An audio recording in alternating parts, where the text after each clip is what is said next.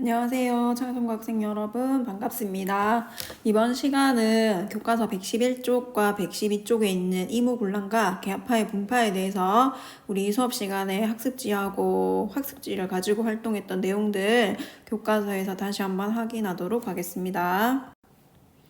이모군란과 갑신정변 두 가지 사건을 이렇게 한 단원에서 소개를 하고 있지만 각각의 사건들이고 그 다음에 이것들이 뭔가 영향점을 주는 것들이 있기 때문에 이렇게 묶여 있겠죠.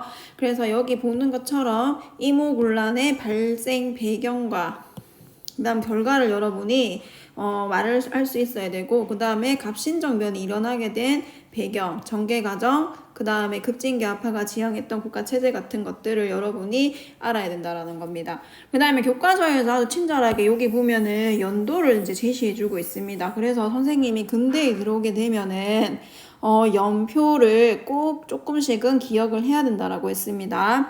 이모군란이 발생했을 때가 1882년. 그 다음에 여기 두 가지 조약이 이렇게 이름이 나와 있죠.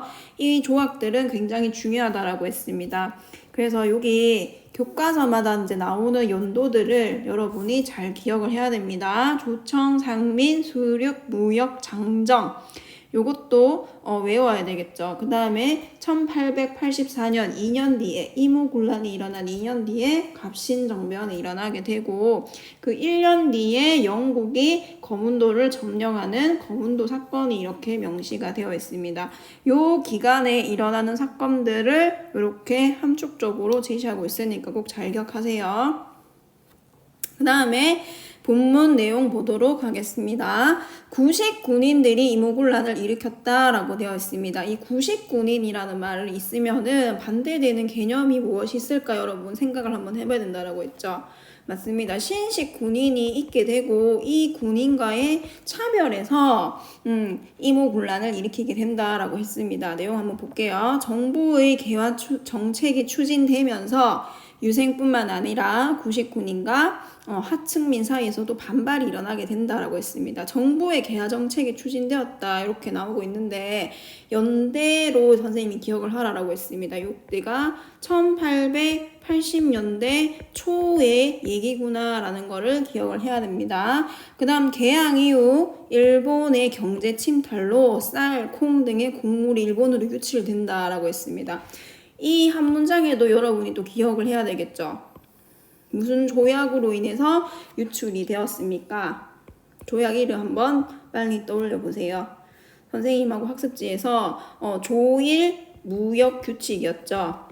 강화도 조약의 규칙으로 부속 조약으로 체결한 무역 규칙에 양국의 무제한 유출이라는 조항이 있었다라고 했습니다.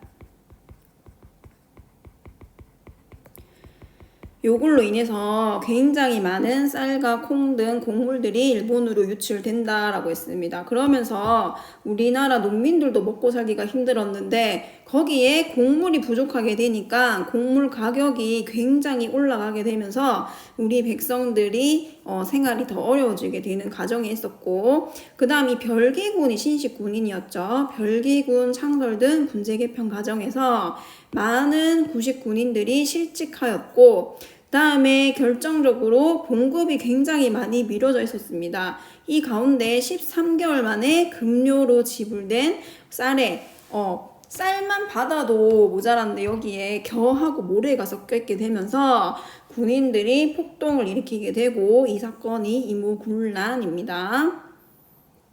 처음에는 군인들이 일으키고 공사관도 습격하고 되고 이렇게 됐는데 뒤에는 하층민, 그 다음에 도시 빈민까지 합세하게 되면서 점점 커지게 된다라고 했습니다. 그 다음에 이들이 이제 점차 요구하게 되는 게 개화 정책으로 인해서 자기들이 이렇게 실직하게 되고 그 다음에 문을 개방하게 되면서 곡물이 유출하게 되고 이런 상황이 있다 보니까 이 정책을 중단해라.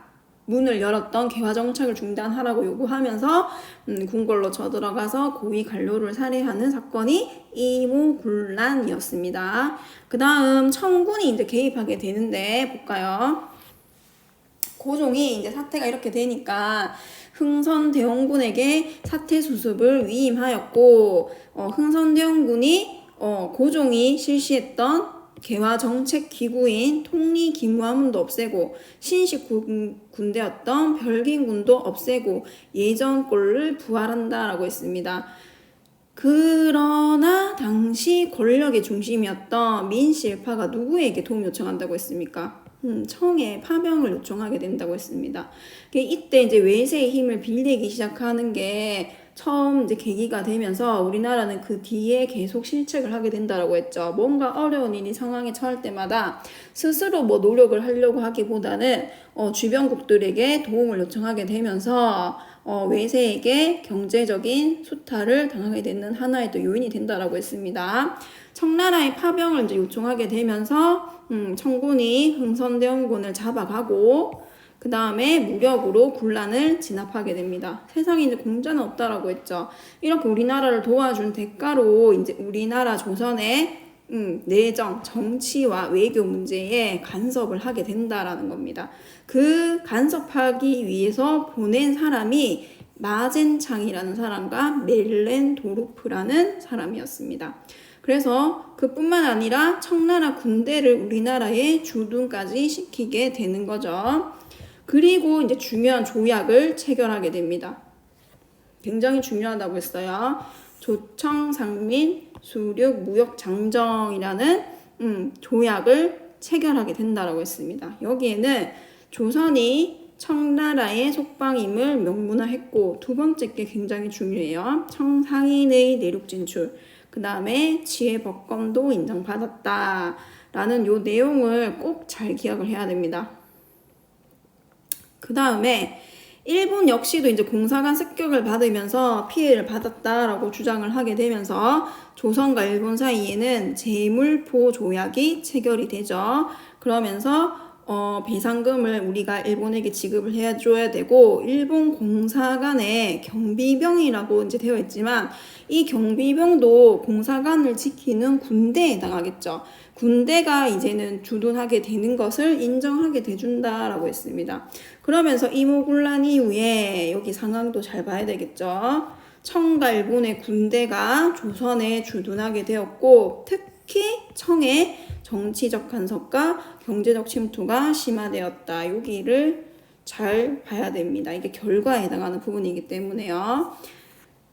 다시 위로 올라가면 그래서 이모군란으로 인해서 체결한 조약 2개 여러분 잘 기억해야 되고, 제물포 조약, 그 다음에 조청상민 수륙 무역장정 이렇게 잘 기억을 하고, 결과로 청과 일본의 군대가 조선에 주둔하게 되었고 청의 정치적 간섭과 경제적 침투가 심화되었다라는 내용 잘 기억하시면 되겠습니다.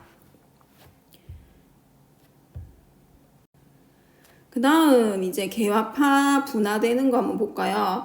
이모군란 이후에 이제 당연히 청나라가 군대를 파병해서 우리나라를 도와줬기 때문에 간섭이 굉장히 심해지게 된다라고 했습니다. 그 다음에 이 개화파는 이러한 간섭을 하는 청에 대한 생각이 달랐는데, 이 청을 어떻게 하느냐, 개화를 어떻게 하느냐를 두고 온건개화파와 급진개화파로 나뉘게 됩니다. 온건개화파는 말 그대로 온건하게 천천히 하자, 청나라 양문운동을 본받아서 점진적인 개혁을 추진했고, 김홍집, 김윤식, 어윤중이랑 같은 사람들이 있었습니다. 청과의 전통적인 외교관계를 중시했고, 유교와 도덕은 유지하되 서양의 발달된 기술만을 수용하자라는 말이, 이게 무슨 말이라고 했습니까, 선생님이? 청나라 양무운동에서는 중체서용이라는 단어였지만 우리나라식으로 말을 풀어서 얘기하면은 동도서기론으로 많이 얘기를 하고 있다라고 했습니다. 그 다음 급진개화파는 일본을 본받고 특히 메이지 유신을 본받아서 적극적인 근대화 정책을 추구하였고, 대표적인 급진개화파는 김옥균, 박용효, 홍영식 같은 사람들이었습니다. 주장했던 거는 청과의 4대 관계를 청산하고 청과의 기존의 외교 관계를 끊고, 우리도 일본처럼 기술뿐만이 아니라 뭐까지 사상, 그 다음에 제도까지 수용해서 바꾸자라고 주장했다라고 했습니다. 이런 와중에 이제 급진계합파가 점점 수세에 몰리면서 세력이 위축되는 사건이 발생을 하게 됩니다. 그게 뭐였습니까? 본격적으로 이제 정부에서 개화정책 추진하는데 이 개화정책은 여러분 새로 건물도 조금 지어야 되고 그 다음에 신식 군대를 쓰려고 하면은 무기도 새로 사야 되고 옷도 새로 사야 되고 돈이 굉장히 많이 들었다라는 거죠. 그래서 많은 자금이 필요했는데 그 당시 우리나라가 굉장히 돈이 부족했다라는 겁니다. 그러면서 이 재정을 마련하기 위한 방안이 여러분 선생님이 얘기했듯이 온건계합파에서 얘기하는 거랑 급진계합파에서 자금을 마련하는 방안이 달랐다라고 선생님이 얘기했었죠. 급진계합파는 뭘 주장했다라고 했습니까? 맞습니다. 일본에서 차관은 돈을 다른 나라 국가에서 돈 빌려오는 행위를 차관이라고 한다 했습니다. 차관을 도입하자라고 했는데 고종이 처음에는 이 급진계합파에게 그러면 일본에게 돈을 빌려오자라고 얘기했습니다. 그래서 급진계합파가 돈을 빌리러 일본에 갔는데 돈을 못 빌려왔다라는 거죠. 그렇게 실패를 하게 되면서 이 급진계합파는 주도권을 잃고 위축하게 되었다라는 거죠. 이 온건계합파가 재정을 마련하는 방안을 선생님이 학습지에 설명해 줬었죠. 당호전, 아카인 당호전을 굉장히 많이 발행을 해내자라고 주장했다라고 했습니다. 그래서 결국에는 이 온건계합파의 방식대로 했다라고 선생님이 설명했었죠. 이러한 가운데 요때에 베트남에서 청나라하고 프랑스 사이에 전쟁이 일어날 조짐이 보이니까 청나라가 우리나라에 파견돼 있던 병력의 일부를 이 청나라 프랑스 전쟁에 동원하기 위해서 철수를 시키게 됩니다. 요때가 기회라고 생각한 이 김옥균을 비롯한 급진배합파가 일본이 병력을 지원하겠다라는 약속을 믿고 정변을 실행하기로 결정을 하게 되는 거죠. 대표적으로 계합파, 분파에 나오는 온건계합파 김윤식이 대표가 되고 있는데요. 여러분 여기 연도를 잘 봐야 돼요. 1922년까지 생존하셨던 분입니다. 그 다음에 이제 급진계합파 94년에 사망으로 되어 있죠. 그래서 요것들을 잘 비교해서 볼 수 있도록 합니다. 그래서 이번 시간은 선생님이 급진계합파가 왜 이제 정변을 일으키게 되었냐 하는 원인까지 살펴봤습니다. 계합파의 분파까지 해서 살펴봤으니까 이 페이지에 해당하는 내용을 다시 한번 꼼꼼하게 잘 정리할 수 있도록 합니다. 이번 시간은 이것으로 마치도록 하겠습니다.